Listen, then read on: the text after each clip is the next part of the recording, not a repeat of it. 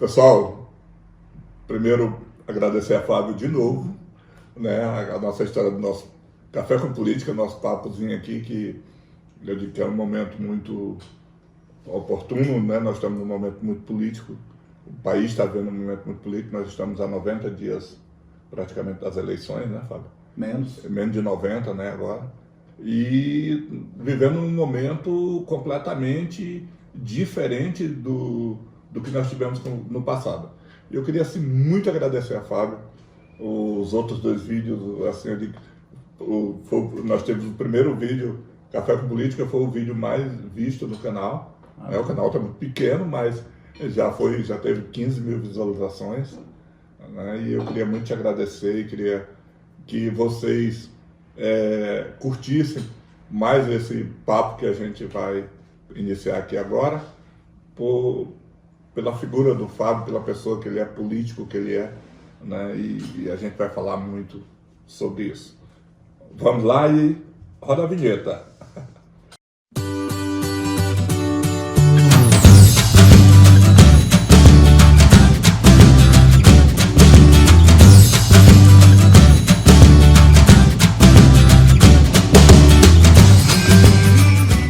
Viu, Fábio? E a gente tá vendo, eu estava vendo os vídeos anteriores, teve muito comentário bacana, não sei se tu chegou a perceber lá, né? O pessoal falando, algumas pessoas deviam, Ciro Gomes, Lula e Bolsonaro deviam assistir os vídeos de vocês.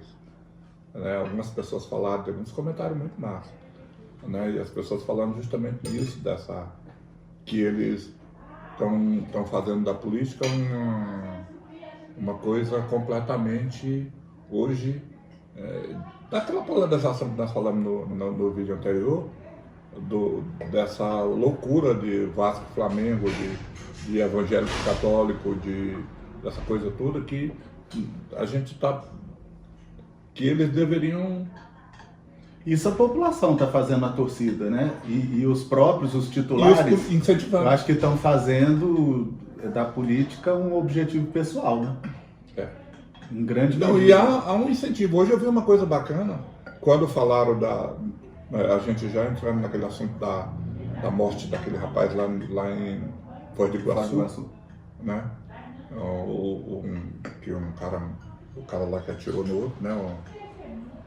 O pessoal diz que foi um cara que era bolsonarista, atirou no rapaz. Ele entrou gritando, né? Aqui é Bolsonaro, não sei o que, ameaçou, disse que ia voltar para matar. E realmente voltou e cumpriu a promessa. Cumpriu a promessa, né? E a pessoa se descontrolou, eu estava até imaginando que talvez estivesse bêbado ou sob efeito de droga, porque não é possível que uma pessoa normalzinha, totalmente sã, vai querer matar a outra porque a outra tem uma preferência. Se bem que isso aí acontece muito, né?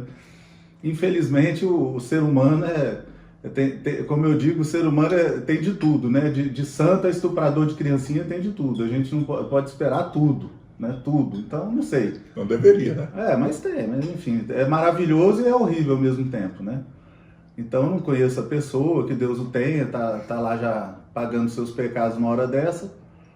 Mas seria muito bom, né? Eu, se tivesse próximo do presidente Bolsonaro, eu teria soprado no ouvido dele, faça uma fala, condene, não é condene, mas enfim, faça uma fala de apoio à família, né?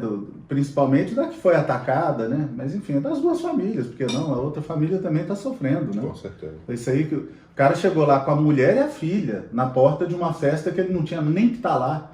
Aí a mulher gritando, vamos embora daqui, vamos embora daqui. Ele foi embora, 20 minutos depois voltou para acontecer essa tragédia toda. Quer dizer, o cara... Porque ele prometeu que voltaria. Pois né? Mas eu quero dizer com isso é que ele tem mulher e filha. Ele tem uma família que ficou para trás também, sofrendo com toda certeza. Olha que tragédia horrível. O que esse cara fez? Que doideira. Então teria sido muito bom, só para não alongar demais, o presidente ter feito uma fala sobre isso. Por que não? Mas é engraçado que ele não faz, né? Esse tipo de coisa ele trava, ele não fala, ele não... É como se fosse um bloqueio. O presidente tem que se manifestar, eu acho que ele tem que se manifestar. Até porque ele se manifestou 2 vezes essa semana, não sei se você viu, quanto à morte trágica do filho do Zé Maria Trindade, do menino médico, né? Um menino médico, 27 anos na ambulância. e repórter da Jovem Pan, né? Repórter não, comentarista da Jovem Pan, um cara que eu gosto muito de ouvir os comentários dele, Zé Maria, e o filho dele morreu tragicamente aqui em Brasília, um jovem médico fazendo residência. A gente fica muito triste quando a gente vê essas coisas acontecer. Eu estava comentando sobre isso hoje com meu pai. Meu pai perdeu um filho também, um irmão meu morreu, e meu pai sabe a dor que é. Ele falou, nossa, esse pai deve estar sofrendo demais uma hora dessa. Então eu lamento demais, que Deus esteja confortando o coração do Zé Maria Trindade e que receba o filho dele de braços abertos no céu, né? Que se encontre Tristeza. Realmente, muito ruim, muito triste. Realmente, pai não nasce para enterrar filho. Não. Principalmente um filho novo, com uma carreira extremamente promissora. Independente de ser promissor ou não. Filho qualquer um, de qualquer jeito, o pai independente né? de qualquer coisa. Se o pai for normal, porque também tem uns pais malucos por aí, mas um pai normal gosta do filho, qualquer que seja. Né? Exatamente. E outra coisa, a gente falando já desse assunto, do que o presidente comentou, né, e o presidente chora a morte do ex-primeiro-ministro do Japão. Eu vi. Né?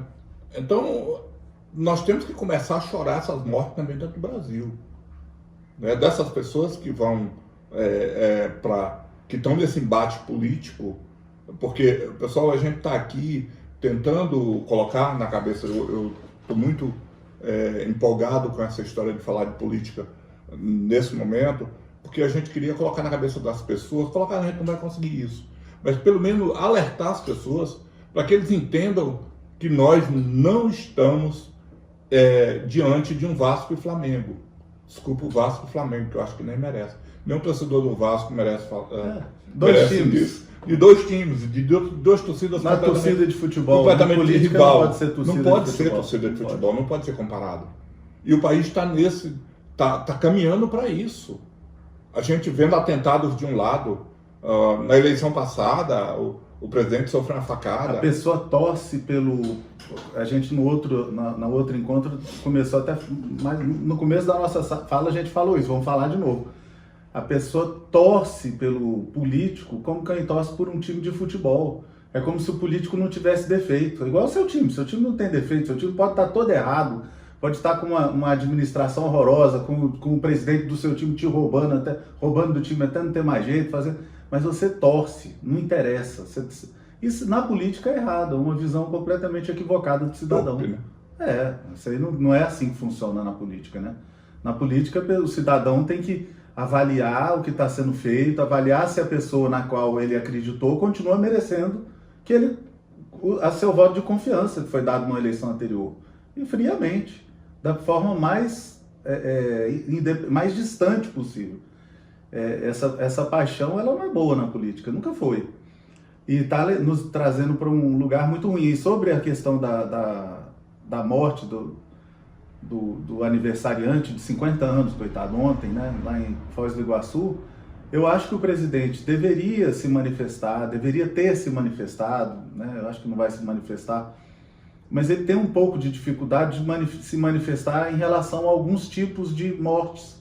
Por exemplo, durante a pandemia foram centenas de milhares de mortos. Ele tinha dificuldade de chorar esses mortos no Brasil. Você via que ele tinha, ele fazia até o inverso. Eu costumo falar disso porque morria, eu vejo bem no quente da pandemia, morreu um cadete lá no Rio de Janeiro por não sei o quê.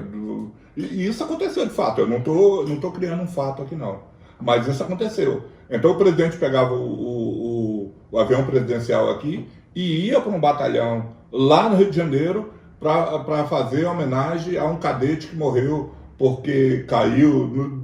Não estou dizendo se mas o fato aconteceu. Não sei se foi a causa da morte. O paraquedas não abriu, o cara caiu, morreu, alguma coisa desse tipo, ou um acidente por um tiro, por uma arma de fogo, algo desse tipo. O presidente pegava o avião daqui e ia lá. Agora, o presidente não teve a sensibilidade, aí também eu falo muito, ele não teve a sensibilidade nem dentro de um hospital falar para a população ou em qualquer outra situação. Não teria ganhado muito politicamente se eu tivesse feito? Com certeza. Pois é. Isso é uma coisa que eu não consigo entender, porque até por egoísmo, até por esperteza ele deveria ter feito, que não fosse por humanidade, mas por esperteza ele devia ter feito. Se não tivesse humanidade para isso, então devia ter feito por esperteza. Mas numa situação ou noutra, devia ter feito. Eu ficava estarrecido, falei, não vai fazer. Não vai fazer. Porque se ele tivesse feito, qual era a contraindicação disso? Nenhuma. Só tinha ganho. Né? As pessoas que o apoiam não seriam contra ele visitar um hospital, né? E quem não estava apoiando poderia, não, olha, até que vou começar a apoiar, porque ele demonstrou aqui algo que muitos que o criticam acham que ele não tem, que é esse lado, a empatia, né, com o ser humano. Ele teria demonstrado. Nesse caso, ele deveria ter falado a respeito da pessoa que morreu, afinal de contas, por tiros dados por um apoiador dele. O cara entrou na festa gritando aqui é Bolsonaro e pei, meteu 3 tiros no aniversariante, dentro da festa do aniversariante. O aniversariante não foi na rua provocar o cara, não. O cara entrou na festa dele para matá-lo lá dentro, na frente dos filhos. Não era uma coisa do cara dizer, olha, eu não concordo com isso, não façam isso não é o que eu prego, né? Eu quero a paz entre os cidadãos brasileiros. Ele perderia o quê com isso? Nada, só ia ganhar, mas nem isso. Nem para ganhar, nem por esperteza ele faz, é engraçado. Eu fico sem entender que tipo de coisa que passa na cabeça dele que nem por esperteza ele faz. Só tem a perder, mas não faz. Na verdade, quando nós falamos nos 2 vídeos passados, Fábio, a gente falou muito isso do presidente ter alguém, talvez, até a gente falou disso, que eu queria ser um assessor dele para mim estar lá dizendo para ele, presidente, entenda isso, entenda que isso é bom para a população, que causar um clima de paz entre a população, isso é bom para o Brasil, isso não é ruim para o país, né? Mas parece que não tem ninguém ou ele não ouve ninguém, né? Talvez ele não ouça, ele tem o direito, a gente vê ele dando cada bronca, eu pelo menos assisto as lives deles na quinta-feira. Ele dá bronca no pessoal. Na semana passada ele mandou o cara sair da sala, se você não se calar. E olha que ele não estava falando comigo, não. Certo? Ele estava falando lá, ele estava falando com um general que estava do lado dele, com um assessor direto, que, lógico, ele até tem, de certa forma, alguém tem que ter a esperteza de que nós estamos gravando aqui, nós dois, que nós precisamos, no mínimo, de silêncio, né? Ainda mais ao vivo, né? Ainda mais ao vivo, né? Nós que temos corte aqui, a gente se vira e resolve o problema. Mas quando ele tá, mas o assessor dele que devia estar do lado, devia ter esperteza. Mas o cara, muitas vezes, quando você... a gente diz assim, hoje muitas vezes a gente esquece de colocar o avião, o telefone manda avião. Tem a forma. Hã? Tem a forma. Sim. Se ele falasse, gente, por favor, eu estou ao vivo aqui, por favor, de um presidente da República, já era um pé no pescoço da pessoa. E depois o cara chama, depois quando sair do ar aqui, para aí, vem cá, vou chutar o pau da barraca aqui e vou esculhambar, né? Mas muitas vezes... Mas muita gente gosta desse estilo dele, espontâneo mesmo, né? Ah, sim. Eu acho que isso de certa forma tem esse viés não é esse viés, o apoiador do presidente, ele é essa pessoa. Gosta disso. A direita eleita, a que está no poder, ela é uma direita mais à direita do que a esquerda que hoje está tentando voltar. Ou seja, a direita é mais radical do que a esquerda. A esquerda do Lula, na minha visão, né? Ela é mais ao centro do que a direita do Bolsonaro. A direita do Bolsonaro é lá na direita. A esquerda do Lula é uma esquerda, mas não é tão à esquerda quanto a direita do Bolsonaro. É assim que eu vejo. Então, a gente tem um pessoal mais mais extremista, de um pensamento mais... radical. Eu não queria usar o termo radical, estava procurando outra palavra. Porque às vezes assim, porque sabe, eu respeito muito o seguinte, eu tenho pessoas, assim, muito meus pais, né? Meus pais, por exemplo, são apoiadores do Bolsonaro em qualquer circunstância incondicional. Torcedores de futebol, né? São os torcedores de futebol que a gente mencionou antes. E são pessoas absolutamente do bem. Então, assim, eu não posso deixar de entender que a gente tem pessoas boas de um lado e do outro. Sim, sim. A gente não pode tenho deixar. amigos maravilhosos também. Pois é. Então, assim, uma matéria agora, essa semana, na revista Piauí, que é uma matéria extremamente bem feita. Você mandou pelo WhatsApp. Uma matéria muito bem Muito feita, bem feita. muito bem Muito feita bem mesmo. feita. Tá de parabéns aqui o Breno Pires, né? Fez caprichado mesmo. Aquilo ali, no mínimo, você joga uma luz sobre um assunto que é o orçamento público, que é o orçamento secreto em especial, né? A parte do orçamento público é o orçamento secreto. E a pessoa não vai aceitar nem ouvir. Ah, não aceito, não quero ouvir. Não, gente, isso aí pera lá, calma. E você viu o escândalo, você viu também os escândalos do Maranhão, né? Pois é, essa do matéria... tal do orçamento secreto, que também lá joga luz sobre isso. Pois é, totalmente, né? infelizmente, me parece que o Maranhão está se sobressaindo nos escândalos. Lá atrás, quando se falou de Codevasf, se eu não estiver lembrando mal, no Tratoraço, tinha muito nome de gente do Maranhão envolvido. Agora, com esse do Sul, parece que a maioria dos municípios que teria inflado artificialmente o teto do MAC, que é média e alta complexidade, né? Que são recursos do SUS que são destinados para procedimentos de média e alta complexidade, que a maioria desses municípios são do Maranhão também. Então, o que eles fizeram? Eles pegaram ao longo... E isso não é um procedimento de um passo, isso é uma coisa pensada, arquitetada.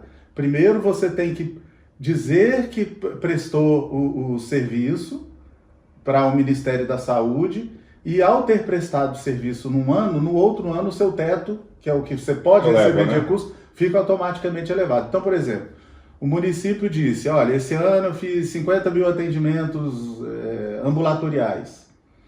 Aí isso aí dá, aí eu não sei valores, mas enfim, vamos dizer que 50 mil atendimentos deu 500 mil reais desses 50 mil atendimentos. No ano seguinte, você já fica autorizado a receber no seu orçamento 500 mil reais. E de fato receberam 500 mil certinho, tudo igual um reloginho. Entendeu? Quem conseguiu aumentar no ano passado o seu teto para 7 milhões e 100, recebeu esse ano 7 milhões e 100. De onde? Com a fonte? Orçamento secreto. Então você vê só. E com coisas muito esquisitas. Tipo assim, tem município, agora eu não vou tentar lembrar de cabeça, mas eu recomendo que quem está nos assistindo aqui, que procure lá a matéria, que está lá todos os... Mas município assim, de 11.500 habitantes, que teve mais teste de HIV do que São Paulo.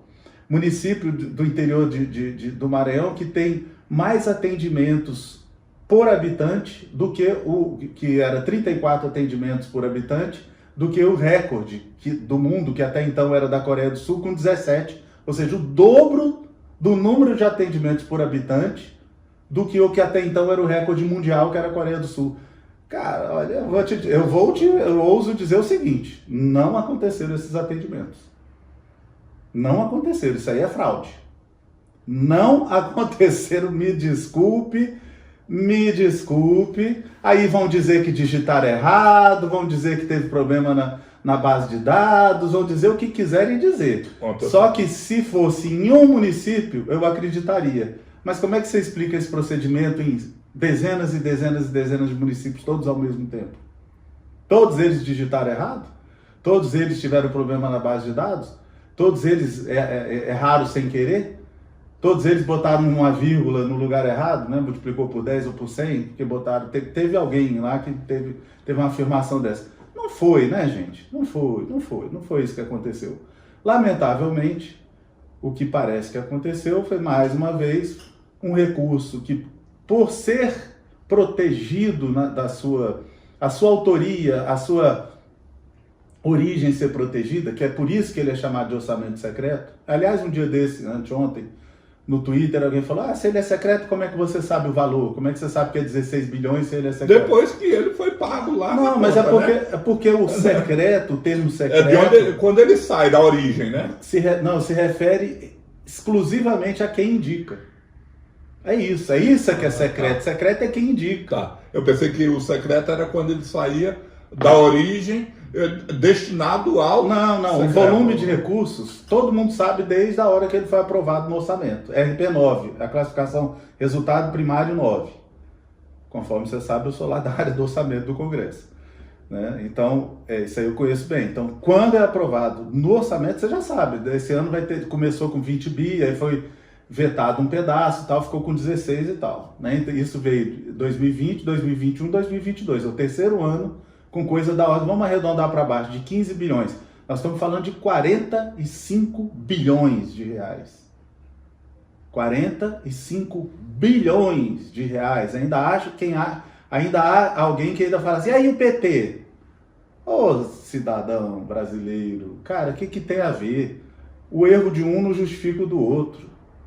Isso é muito dinheiro para você gastar como está gastando. O Marcos Duval fez uma declaração, será que é disso? Foi, de 50 milhões. Que ganhou 50 milhões para votar na... Ingratidão, não foi para votar. Aí vou falar as palavras dele. Ele disse que não foi uma troca, que ele votou segundo a consciência dele, mas em gratidão pelo seu voto, que recebeu 50 milhões de emenda que o Davi Alcolumbre procurou e né? Disse que ele teria direito a indicar 50 milhões de reais das emendas do orçamento secreto. O famoso orçamento secreto. Orçamento secreto e RP9 é a mesma coisa né? Tá? Só para deixar claro. Então, pois é. Então você vê, isso aí ó, já teve o tratoraço, já teve as escolas fake do MEC.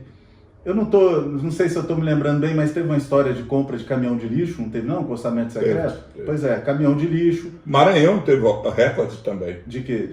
Da compra de caminhão de lixo. Então pronto, então Maranhão mais uma vez à frente, né?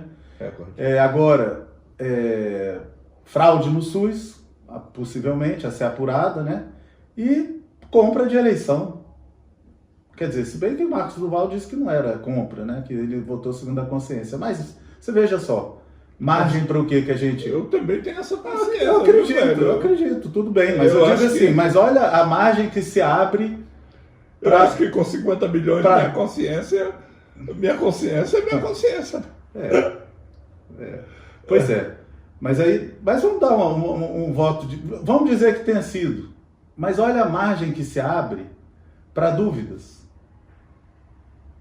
Olha só, nós estamos aqui, você não está muito acreditando. Pois é, senador, eu lamento muito, mas é a dúvida que as pessoas ficam, né?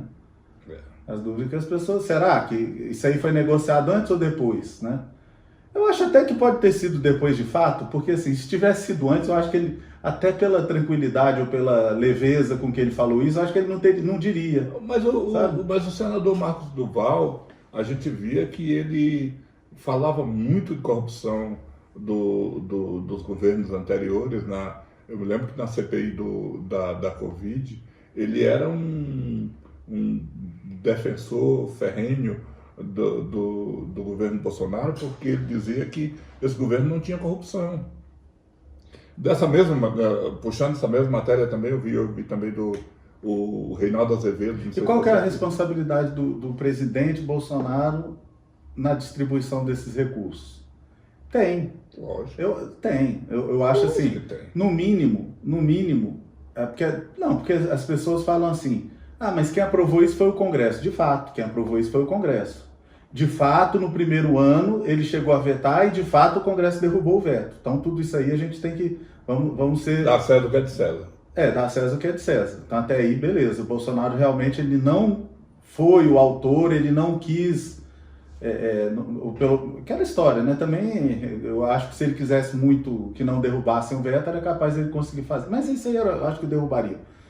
Mas, a partir dali, tem sido um instrumento que ele usa. Ele está usando o instrumento para ter apoio para si. Né? É um instrumento que está sendo um instrumento importante de governabilidade. E é tão tarde. E é um instrumento que não é legítimo. Eu estou dizendo, e é tão tarde que hoje o presidente o governo não tem nenhum problema em passar nada.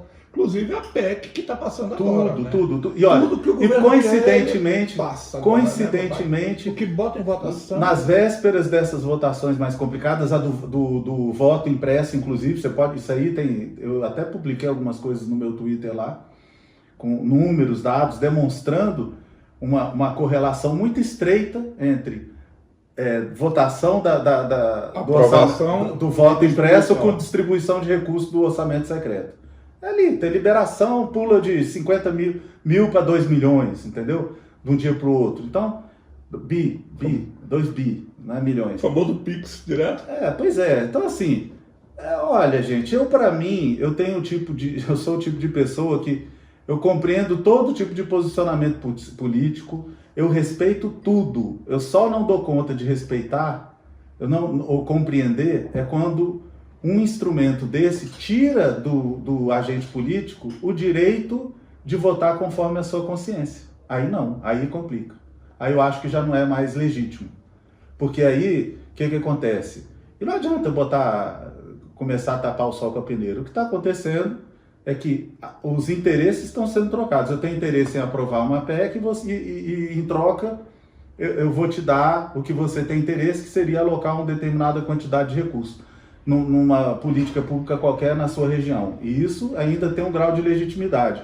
Mas e quando um parlamentar que indica o recurso não quer que seu nome apareça? Em que situação, Murilo, em que situação um parlamentar, deputado ou senador, que indica um recurso para beneficiar a população que vota nele, não quer que seu nome apareça?